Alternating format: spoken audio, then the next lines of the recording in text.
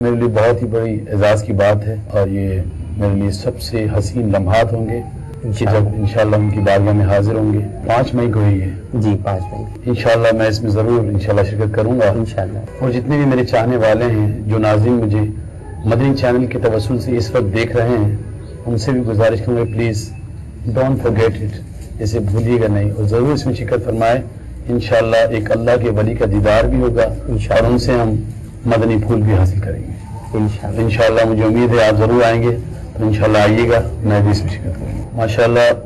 الحمدللہ آج دعوت اسلامی جس مقام پر ہے الحمدللہ یہ میرے پیر و مرشد کی دن رات کی محنت ہے۔ آپ تنہا اس کام کے لیے آپ نے قدم اٹھایا اور آج 163 ممالک سے زیادہ ماشاءاللہ دعوت اسلامی کا پیغام پہنچ چکا ہے۔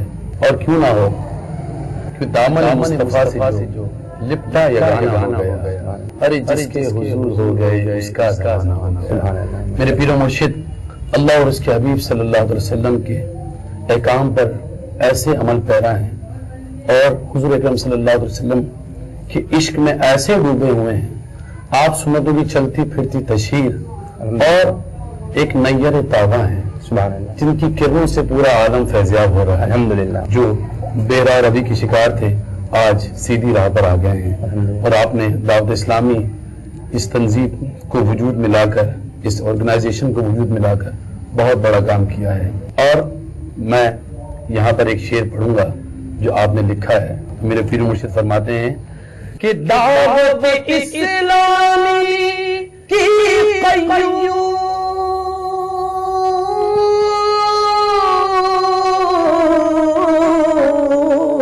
سارے جہاں میں مچ جائے اس پہ فدا ہو بچا بچا یا اللہ میری جھولی بھر دے۔ ماشاءاللہ سبحان اللہ۔ الحمدللہ مدنی چینل تو ایک ایسا چینل ہے کہ جو پیورلی اسلامک چینل ہے الحمدللہ۔ اس کے اندر ماشاءاللہ ایسی باتیں، ایسی معلومات، اسلامی معلومات مل رہی ہیں لوگوں کو کہ وہ اپنی زندگی سنوار رہے ہیں الحمدللہ، اور جو اسلام سے دور تھے وہ بھی اس کی طرف اب واپس آ رہے ہیں۔ غیر مسلم بھی ماشاءاللہ ایمان لے کر آ رہے ہیں۔ تو مدنی چینل تو وہاں تک پہنچ گیا جہاں ہماری سوچ نہیں تھی سبحان اللہ۔ اور اب یہ پھیلتا جا رہا ہے سلسلہ اور انشاءاللہ مجھے امید ہے کہ یہ پوری دنیا میں پھیلے گا انشاءاللہ اور ہر جگہ دعوت اسلامی پہنچے گی۔